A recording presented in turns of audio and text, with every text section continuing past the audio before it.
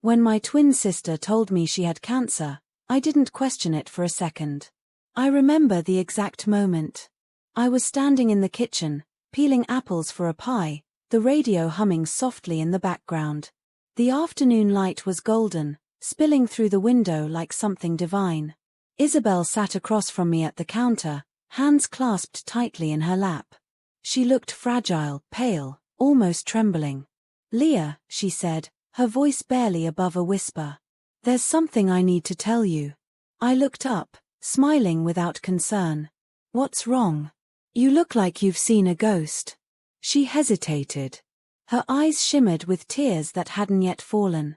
"I went to the doctor last week. They found something. I have cancer."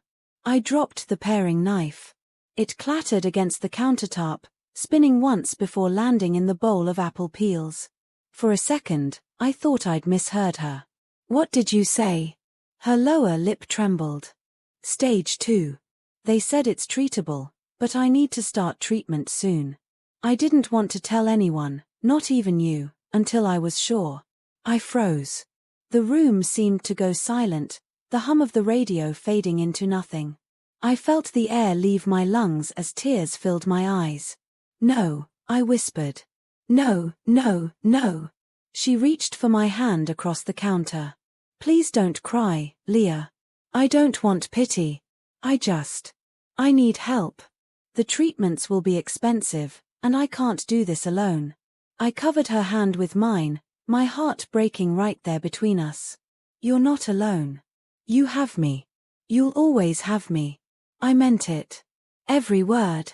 Isabel had always been the fragile one.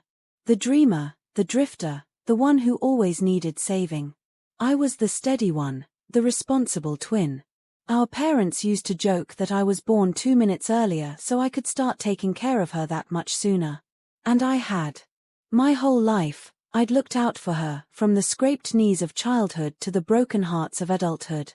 She'd lived in and out of my home more times than I could count, each time promising it was just until she got back on her feet. This time, though, it wasn't about rent or jobs or bad boyfriends. This was life and death. So I opened my door again. And my heart. The next week, Isabel moved into our guest room.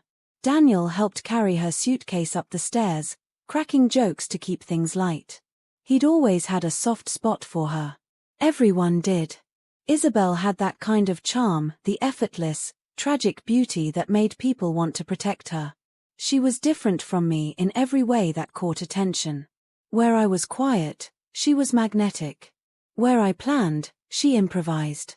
She walked into a room and made it hers. I admired it once. Now, I pitied it. "Make yourself comfortable," Daniel said that evening as he adjusted the lamp in her room. "Your family. Stay as long as you need." "Thank you," she said, her voice soft, her eyes glistening as she looked at him. "I don't know what I'd do without you too." I smiled. "You'll get better. We'll make sure of it." She nodded, and then, with a trembling hand, reached for Daniel's arm, her fingers lingering just a moment too long. He didn't seem to notice. But I did. I brushed it off as nothing. She was scared. She was clinging to anyone who made her feel safe. That's what I told myself. The first few weeks were hard. Isabel said her treatments made her tired, though I never actually saw her go to the hospital. She said she wanted privacy, said the chemo center was too depressing, that she preferred to handle it quietly. I trusted her. Completely. I cooked her favorite soups, changed her bedsheets, set out flowers on her nightstand every few days. Daniel would check on her after work, bringing her tea or sitting with her in the living room to watch TV while I cleaned up in the kitchen. Sometimes, I'd hear them laughing together. Her voice bright and girlish, his deep and easy.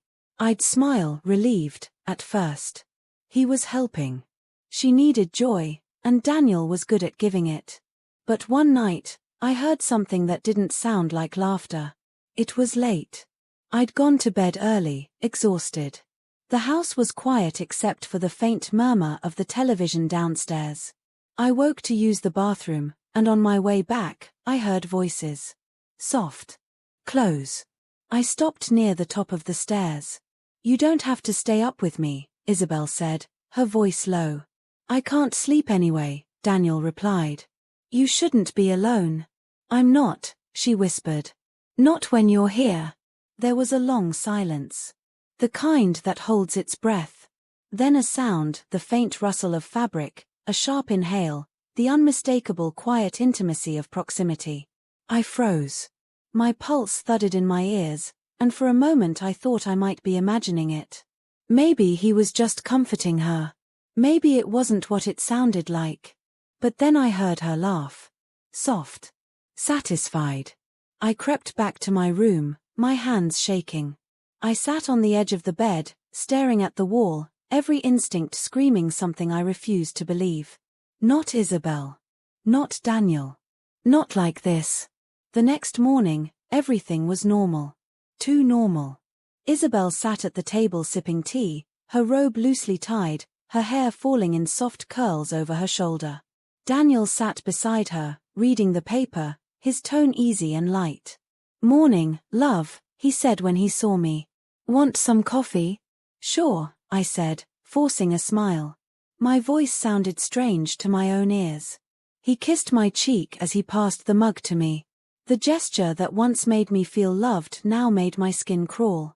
I glanced at Isabel.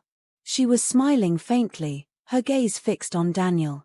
When she finally looked at me, it was only for a second, but I caught it. The flicker of something smug behind her practiced sorrow. I looked away. Maybe I was overreacting. Maybe grief had twisted my thoughts into something ugly. Still, that night, I couldn't sleep. Days turned into weeks, and Isabel's illness seemed to shift with her moods. Some days she'd look frail and exhausted, barely able to move from the couch. Other days she'd be radiant, dressed, made up, humming softly as she made breakfast while I got ready for work. One evening, when I got home early, I found her standing in front of the hallway mirror wearing one of my dresses. I froze. She looked over her shoulder and smiled. Oh, you're home early. I was just trying this on. I always loved this color on you. It's mine, I said quietly. She turned, smoothing the fabric with her hands. You have such good taste, Leah. You don't mind, do you? Before I could answer, Daniel walked in. His eyes flickered between us, and I saw it, that instant, unguarded flash of surprise in his face when he saw her wearing my clothes. Wow, he said, then quickly caught himself.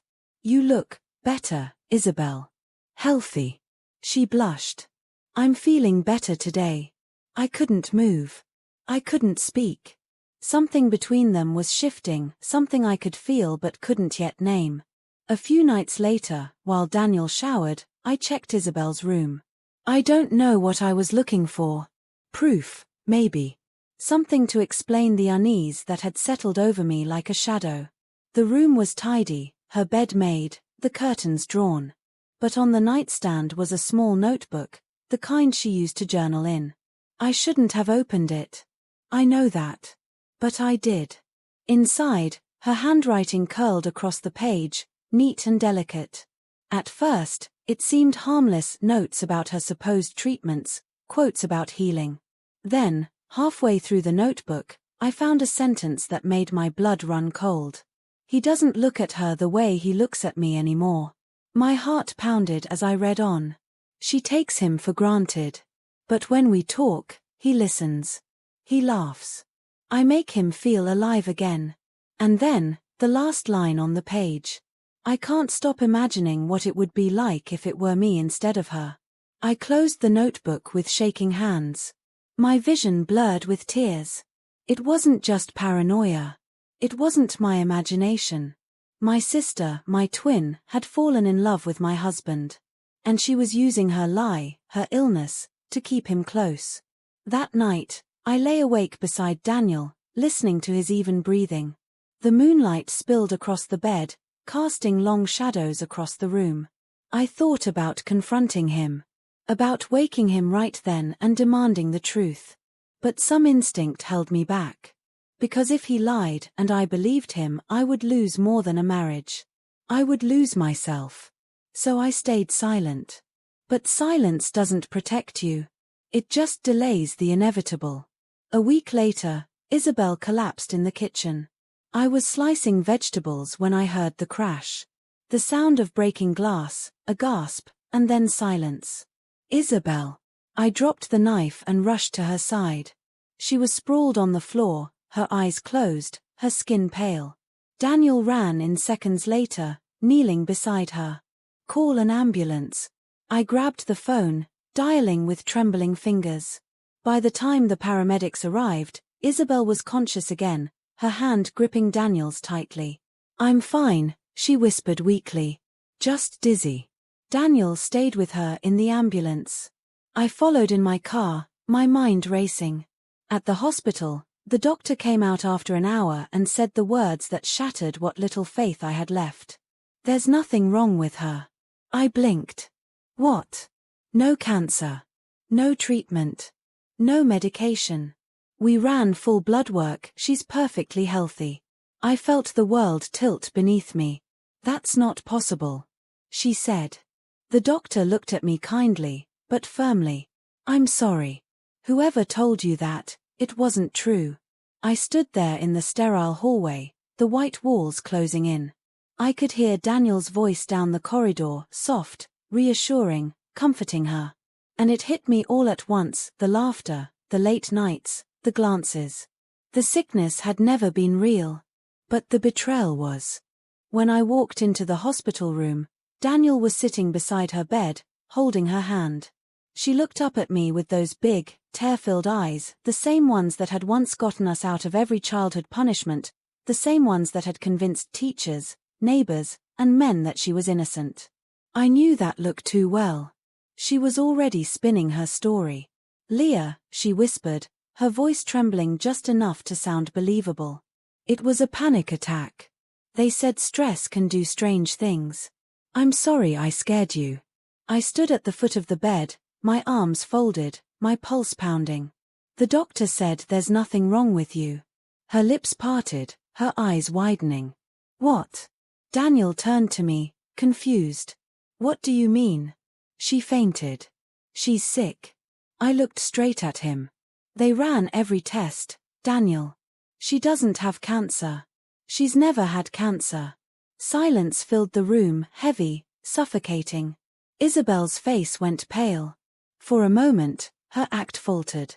Then, quick as ever, she reached for the blanket, pulling it close around her shoulders.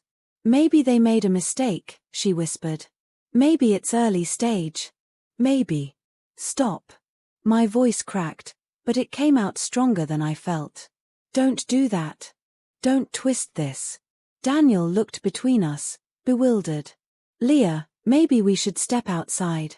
No, I stepped closer. No more lies. You told me you were dying, Isabel. You moved into my home. You let me take care of you, feed you, pay your bills, and for what? For sympathy. For attention. Her eyes filled with tears, but they didn't move me this time. I needed help, she whispered. I was scared. You were pretending. My voice trembled now, the rage and heartbreak blurring together. You lied to me. To him. To everyone. Daniel stood slowly, his expression unreadable. Is this true? She looked up at him, her eyes desperate. Daniel, Is it true? He repeated, his tone harder this time. Her lower lip quivered. Then she broke. I just wanted to be close to you, she said, her voice cracking. To both of you. I was alone, Daniel. I've always been alone. She turned to me. You have him, Leah. You have your perfect life, your home, your marriage. I just wanted someone to care about me for once. To stay. The words hit me like a slap. You used me, I whispered. You used us. Her tears came fast now, spilling down her cheeks. I'm sorry, she sobbed. I didn't mean for it to go this far. But I could see it in her eyes, the flicker of something other than regret. It wasn't guilt. It was fear. Fear of being exposed. I took a step back. I'm done. Daniel called after me as I turned toward the door, but I didn't stop. I couldn't. I walked down the sterile hallway, past the white walls and bright lights, past the nurses who didn't know that my world had just caved in on itself. I pushed through the hospital doors and stepped into the cold evening air. For a long moment, I just stood there, the sound of traffic humming in the distance, my breath fogging in the air. I wanted to scream, to cry, to hit something. But instead, I did what I'd always done. I held it together. Daniel came home late that night. I was sitting at the kitchen table, staring at the same half-finished cup of tea I'd been nursing for hours. He stood in the doorway, his shoulders slumped, his face drawn. "She's staying with a friend for a few days," he said quietly. "Good." He hesitated, then sat down across from me. "She admitted it," he said. "All of it. She said she never had cancer." I said nothing. "She said she just wanted attention. That she didn't think you'd believe her if she told you she was depressed." I looked up at him. "Do you believe that?" He hesitated. "I don't know what to believe right now." The silence stretched between us. Finally, I spoke. "Did you sleep with her?" His eyes met mine, startled, wounded, guilty all at once. "No," he said, too quickly. Then softer, "No. I didn't." "Did you want to?" He didn't answer. And that silence told me everything. I pushed back my chair and stood. "I need some air." "Leah, wait." But I was already walking away. For the next few days, the house felt hollow. Daniel went to work, came home late, spoke little. I buried myself in small routines, cleaning, cooking, folding laundry, anything to fill the silence. But silence has a way of speaking louder than words. It was in the way he avoided my eyes. The way he hesitated before touching me. The way I flinched when he did. One evening, I came across his phone on the counter while setting the table. A message preview blinked across the screen. "Please don't hate me. I didn't mean to ruin things. Isabel." My heart sank. I scrolled. There were more. Dozens of messages. Some apologetic, some pleading, some far too intimate. "You said you cared about me. She doesn't understand you like I do. If things were different." And one, dated just a week before her hospital collapse. "You looked at me like that again tonight. I can't stop thinking about it." My hands went cold. When Daniel came into the room, I was still holding the phone. He froze. "Leah," he started. I turned to him, my voice low. "You told me you didn't sleep with her. But you wanted to." He ran a hand through his hair, pacing. "It wasn't what it looked like. She was manipulating me. She didn't send those messages to herself," I said sharply. He sighed, sinking into a chair. "It was stupid. I should have shut it down sooner. I thought she needed comfort, and I didn't want to make things worse for you." I stared at him, incredulous. "You comforted my sister by flirting with her?" His face twisted. "You weren't here half the time, Leah. You threw yourself into work. You left me alone with her for hours." The words cut like glass. "Don't you dare blame me for your choices." He looked up at me, eyes full of regret. "I'm not. I'm just saying she knew how to get to me. And I let her. I'm sorry." I stood there, my whole body trembling. I wanted to yell, to throw something, to make him feel the chaos that was eating me alive. But instead, I just said, "Leave." He blinked. "Leah." I said leave. For the first time in our marriage, Daniel didn't argue. He just nodded, picked up his keys, and walked out the door. That night, the house was too quiet. I wandered from room to room like a ghost, touching things as if to prove they were still real. The couch where the three of us once sat watching movies. The kitchen counter where Isabel had laughed as she baked cookies. The stairs Daniel had carried her suitcase up. Every space held a memory. Every memory felt tainted. I sat down on the edge of the bed and looked at the framed photo on the nightstand, the three of us at a family barbecue last summer. Isabel's head on my shoulder, Daniel's arm around my waist, all of us smiling like nothing could ever go wrong. I turned the frame face down. Then I cried until I couldn't breathe. The next morning, there was a knock at the door. When I opened it, Isabel was standing there. She looked nothing like the sister I knew. Her makeup was gone, her hair a tangled mess, her eyes swollen from crying. "Can I come in?" she asked softly. I wanted to slam the door. Instead, I stepped aside. She walked in slowly, her gaze sweeping over the house like she was seeing it for the first time. "Daniel's not here," I said flatly. "I know." We stood there in silence for a long moment. Then she said, "I'm sorry." I laughed, a short, bitter sound. "You've said that before." "I mean it this time." "Do you?" I asked. "Or are you just sorry you got caught?" She looked at me, her face crumbling. "I didn't plan for it to happen. I was lonely, Leah. I've always been in your shadow. People have always looked at you like you were the good one, the smart one, the strong one. I just wanted someone to see me for once. By stealing my husband." Tears spilled down her cheeks. "I didn't steal him." "Not yet," I said. "But you were trying." She shook her head, sobbing now. "He never loved me. I knew that. But he listened. He saw me when you didn't." Her words hit like small, sharp stones, not because they were true, but because some part of me understood the emptiness she was trying to fill. I took a deep breath. "You could have told me you were hurting. You could have asked for help. But you lied. You made me believe you were dying." She looked down. "I know. I mourned you before you were even gone." She crumpled then, sinking to her knees. "I don't expect you to forgive me," she whispered. "I just wanted to tell you I'm leaving. I got a job upstate. I'm going to try to start over." I stared down at her, this woman who shared my face but not my heart. "Good," I said finally. "I hope you find what you're looking for." She looked up at me through tears. "Do you hate me?" I hesitated. Then shook my head. "No. But I can't love you the same way anymore." She nodded, her face breaking. "That's fair." When she walked out of the house, I felt both lighter and lonelier than I'd ever felt before. Daniel came back a few days later. He didn't have to say a word. The moment I looked at him, I knew what was coming. "I'm sorry," he said. "For everything. But I think we need some time apart." I nodded. "I agree."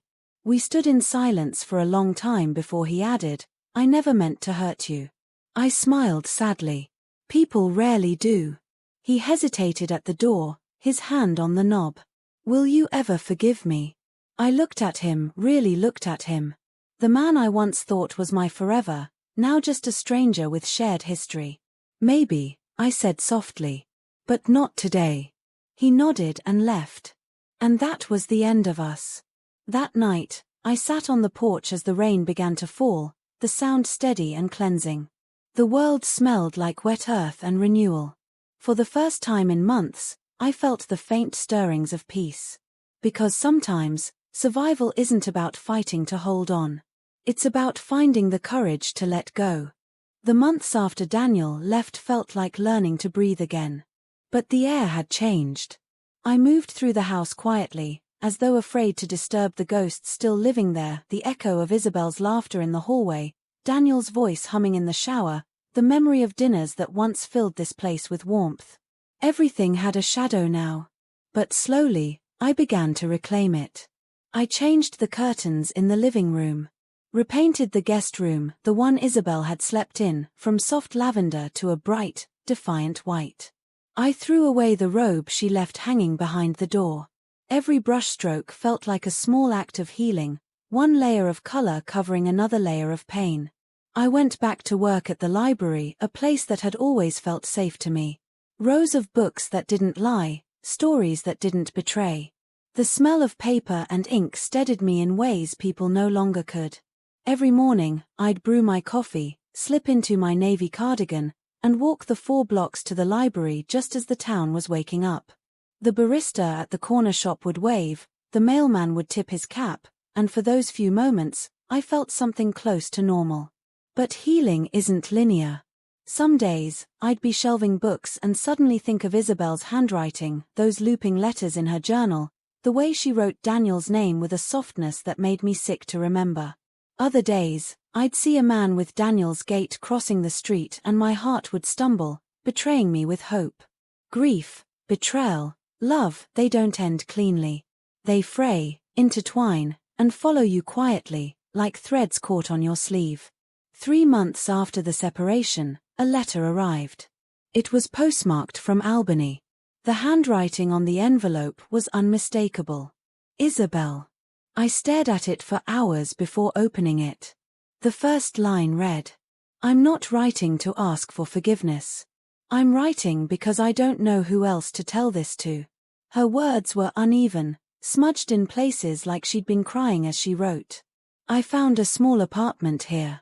I'm working at a diner. It's not glamorous, but it's mine. Sometimes, I catch myself looking at the clock, wondering what you're doing, if you're still angry. I know I deserve your silence. But I want you to know I'm trying. I'm in therapy. For the first time in my life, I'm not running from myself." I read it twice. Then again. There was no manipulation this time. No dramatics. Just a broken woman trying to stitch herself back together. At the bottom, she'd written, "I hope you're okay. You always took care of me. I hope now you're taking care of yourself."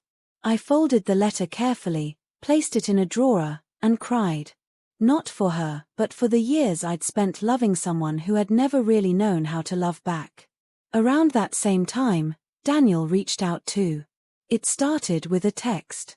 "Can we talk?" I didn't reply for 3 days. When I finally did, I said, "I don't think we have anything left to say." He answered, "Maybe not. But I need to apologize properly." So we met at the park, neutral ground. It was early spring, the kind of day that pretends to be warm but still carries winter's chill. I saw him sitting on a bench near the pond, the same one where he'd once proposed to me 10 years earlier. He looked older. Tired. There were shadows under his eyes, and the boyish charm that had once drawn me in was gone. "Leah," he said when he saw me. His voice was soft, unsure. I nodded. "Daniel." We sat for a moment in silence, watching a pair of ducks glide across the water. "I don't know where to start," he said finally. "I messed up. In every way a man can mess up." I didn't speak. He sighed. "I should have told you the truth sooner. I should have seen what she was doing, what we were doing. But I didn't want to believe your sister could lie like that. And part of me liked feeling needed again." I looked at him. "And now?" He met my eyes. "Now I hate myself for it." I studied his face, the regret written there, the sincerity I'd once trusted. "Did you ever love her?" I asked quietly. "No," he said immediately. Then, softer, "But she made me feel like I was saving her. And I think I liked that too much." I nodded slowly. "And what about me? Did you love me?" He hesitated. "I did. I still do. But I broke something I can't fix." A breeze stirred the pond, rippling the reflection of the sky. He turned to me. "I know I don't deserve forgiveness. But I need you to know I'm sorry. Truly sorry." For a long moment, I said nothing. Then, quietly, I said, "I believe you." He looked startled. "You do?" "Yes," I said. "But that doesn't mean I want you back." He nodded. There was no argument, no pleading. Just quiet understanding. We sat there until the light began to fade, talking about nothing, the weather, the neighborhood, the stray cat that used to follow us home. It was strange how something so broken could still end in peace. When I stood to leave, he said, "You're stronger than I ever deserved, Leah." I smiled faintly. "I know." Life moved on. Slowly, gently, almost imperceptibly. I joined a local art class on Saturdays, something I'd always wanted to do but never had time for. I started painting small things, fruit, flowers, the soft curve of sunlight through lace curtains. Ordinary beauty. I think I was trying to relearn what goodness looked like when it wasn't attached to someone else. One afternoon, I was packing up my brushes when I noticed an older woman watching me from across the studio. She smiled a kind, knowing smile and said, "You paint like someone who's seen sadness, but still believes in light." It was the first compliment that didn't make me want to cry. Months passed. Seasons turned. Then, one day, as summer approached, I got another letter. This time, it wasn't from Isabel. It was from a lawyer. Apparently, my sister had named me as her emergency contact. She'd been in a minor car accident, nothing fatal, but she was shaken. I hesitated before deciding to visit. Not out of obligation, but closure.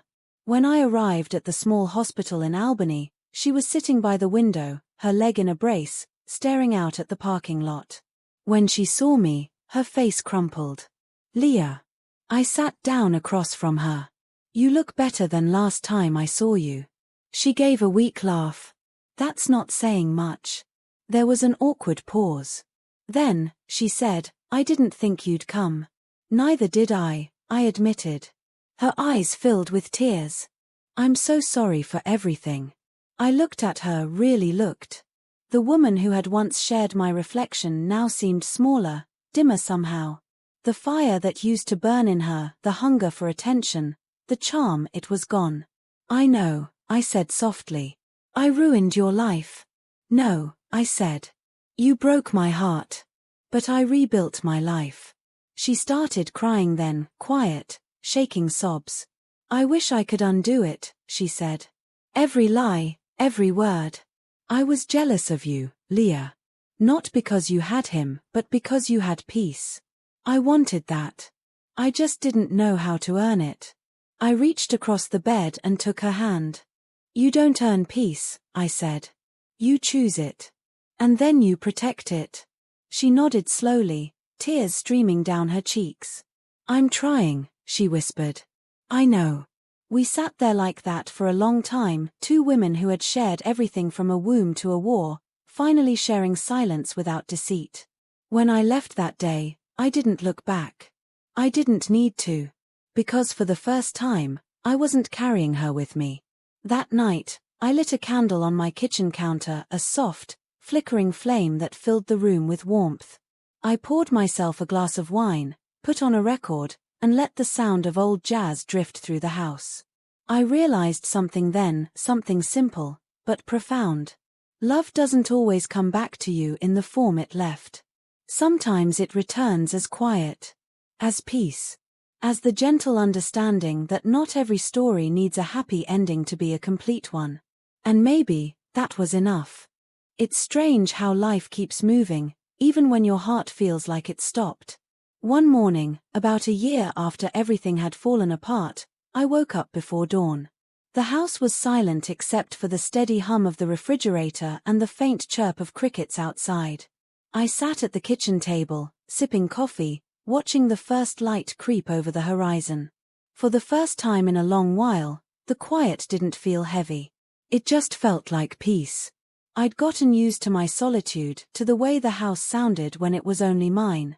The creak of the floorboards, the drip of the faucet, the whisper of wind through the trees outside. I'd started to love those sounds. They were honest. I'd begun volunteering at the community garden on weekends. It was something small, a few hours planting herbs, trimming overgrown bushes, teaching neighborhood kids how to coax life from the soil. There was something healing in the dirt, in the act of nurturing something fragile and watching it grow strong again. Sometimes, when I was kneeling there among the rows of basil and marigolds, I'd think of Isabel. How we used to help our mother in her garden as children. How we'd race to see who could pull the most weeds, our little fingers stained with soil. She'd always win, then lie about it, claiming she'd done twice as many as me. I'd roll my eyes and let her have the victory. Even then, she'd needed to feel special. I don't think I truly understood that until much later. One afternoon, as I was packing up my tools at the garden, I heard someone call my name. "Leah." I turned and saw Daniel standing by the fence. He looked different, older still, maybe a little softer around the edges. He was wearing a plain grey shirt and jeans, a paper cup of coffee in his hand. "Hey," I said quietly. "Hey," he replied, stepping closer. "I didn't know you volunteered here. I started a few months ago." He smiled faintly. "Of course you did." For a moment, neither of us spoke. The sunlight filtered through the trees, casting gold across his face. He looked at me the way someone looks at a painting they used to love, with nostalgia, not possession. "I heard about Isabel," he said. "The accident." I nodded. "She's doing better now. Working, staying out of trouble." "That's good," he said. "You always were the one holding everything together." "Not anymore," I said, with a small smile. "These days, I just hold myself." He chuckled softly, then sobered. "I wanted to thank you. For how you handled everything. For the grace you showed when I didn't deserve it." "I didn't do it for you," I said gently. He nodded. "I know." There was another pause, comfortable this time. Then he said, "I'm remarried." I blinked, surprised, but not hurt. Just aware. "Congratulations," I said. "Her name's Ava. She's kind. Steady. Reminds me of you, in some ways." I smiled. "Then she must be patient." He laughed. "She is. We're expecting a baby." For a second, a small ache bloomed in my chest, the ghost of a life that never happened. But it faded quickly, replaced by something lighter. "I'm happy for you, Daniel," I said sincerely. "Truly." He looked at me, eyes soft. "Thank you." As he turned to leave, he hesitated. "Leah, do you ever regret how it ended?" I thought about it for a long moment. "No," I said finally. "Because if it hadn't ended, I'd still be lost in someone else's shadow. Now, I'm standing in my own light." He nodded slowly, smiled one last time, and walked away. When he was gone, I stood there a while longer, feeling the warm breeze on my face. There was no bitterness left. Only gratitude for the ending that had led me back to myself. A few weeks later, I got a postcard from Isabel. It had a picture of a lake surrounded by mountains, the kind of peaceful place she used to dream about. The message was short. "Leah, I'm still here. Still sober. Still trying. I think of you every day, and I hope one day we can sit together again, no lies, no pain. Just sisters. Love. Isabel." I held the card for a long time, running my thumb over her handwriting. There was a time I would have torn it up. But instead, I pinned it to my refrigerator. Not as forgiveness. Not yet. But as proof that change, however slow, was possible. Life became simple again. I started hosting Sunday dinners for a few neighbors and friends from the garden. We'd sit around my old oak table, share food, laugh, tell stories. Sometimes, the laughter would turn to quiet conversation about grief, about loss, about the ways we heal. One of them, a widower named Thomas, started helping me with repairs around the house. Fixing a leaky faucet, replacing a broken step on the porch. He was kind. Unassuming. The kind of man who didn't fill silence with noise but with presence. One evening, as he was leaving, he said, "You know, Leah, you've got a light about you. Like someone who's made peace with her past." I smiled. "Peace is a long road." He nodded. "Maybe. But it looks good on you." When he left, I stood at the doorway for a while, watching the sky turn pink and gold over the neighborhood. The kind of evening that makes you believe the world is still good, even after everything. One night, about a year later, I found myself sitting on my porch with a cup of tea and my old photo album. I hadn't opened it since the betrayal. But now, I felt ready. There we were, me and Isabel at 6, matching dresses and missing teeth, grinning at the camera. Then at 12, arm in arm after winning a spelling bee. Then at 22, at my wedding, her standing beside me in soft blue, her smile bright and real. I stared at that picture for a long time. That was the Isabel I wanted to remember, before jealousy, before lies, before everything turned dark. I realized then that forgiving her didn't mean forgetting what she did. It meant remembering who we were before it all went wrong. And maybe, in some quiet corner of my heart, I could still love that version of her. The following spring, I went to visit her. She lived in a small cottage near a lake, the one from the postcard. When she opened the door, she froze, her eyes wide. "Leah."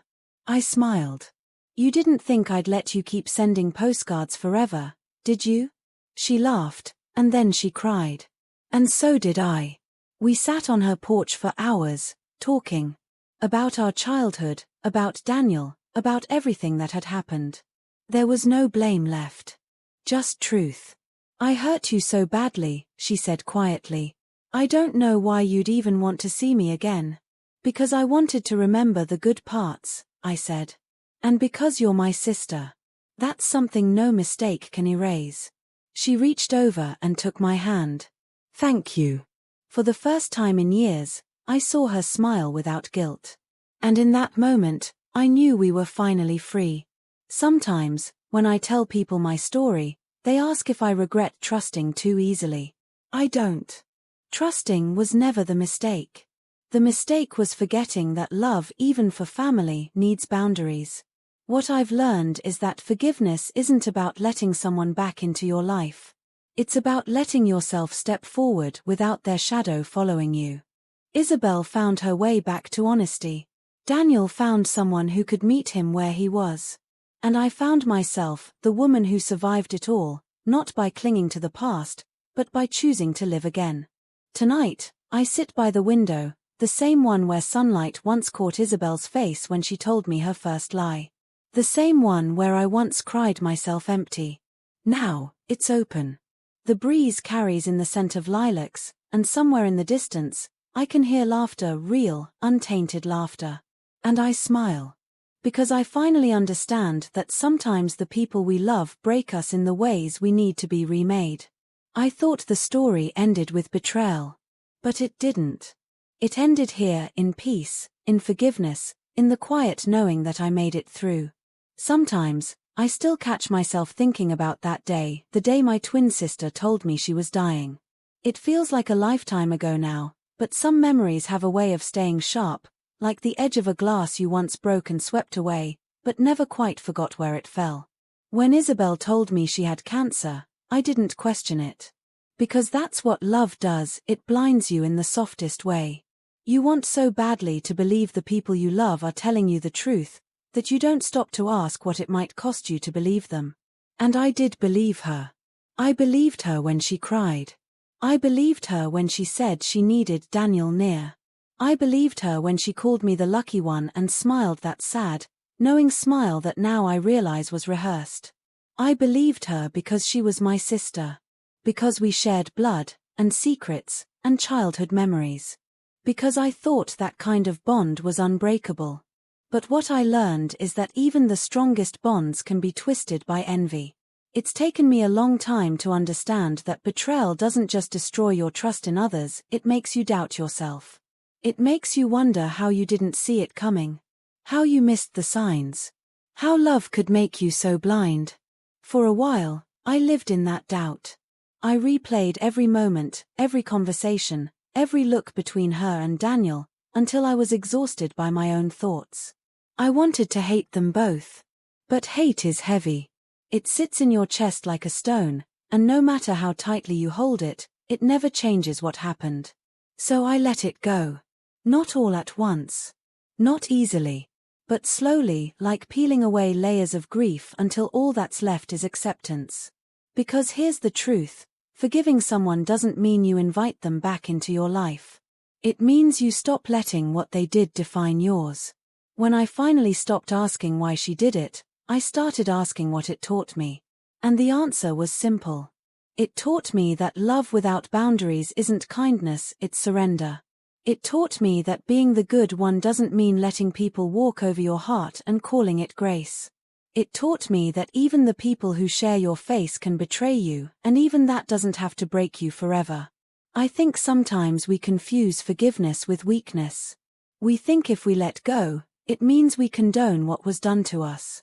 But real forgiveness isn't about them at all. It's about you. It's about taking your power back from the story they wrote for you, and writing your own ending instead. When Isabel finally told me the truth, when she said she'd lied, that she wanted Daniel, that she'd envied me all her life, I thought that was the end of everything.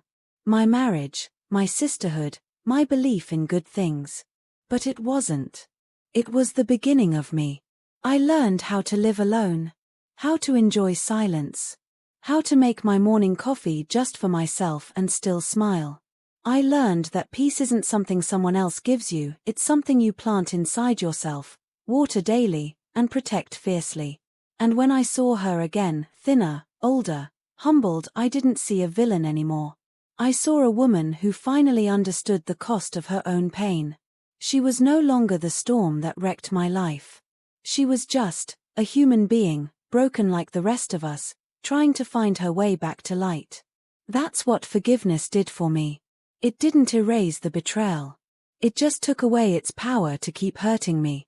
People ask me sometimes if I ever spoke to Daniel again. The answer is yes. And I'll tell you something, seeing him happy, years later, didn't sting the way I thought it would. Because by then, I'd already stopped seeing him as the man who betrayed me. I saw him as the man who taught me what betrayal feels like and what surviving it looks like. He became a lesson, not a wound. And Isabel? She became a mirror. A mirror that showed me what unchecked pain can do to a person. What happens when you build your worth on someone else's reflection? It's strange, isn't it? How people can break you and still, somehow, be the reason you become whole. If you're listening to this right now, maybe you've been betrayed by someone you loved. Maybe a friend, a partner, even a family member. Maybe you're still carrying that ache that never really goes away. Let me tell you something from experience, you don't have to carry it forever. You are allowed to set it down. You are allowed to say, yes, you hurt me, but I won't live inside that pain anymore. Because healing doesn't mean pretending it didn't happen.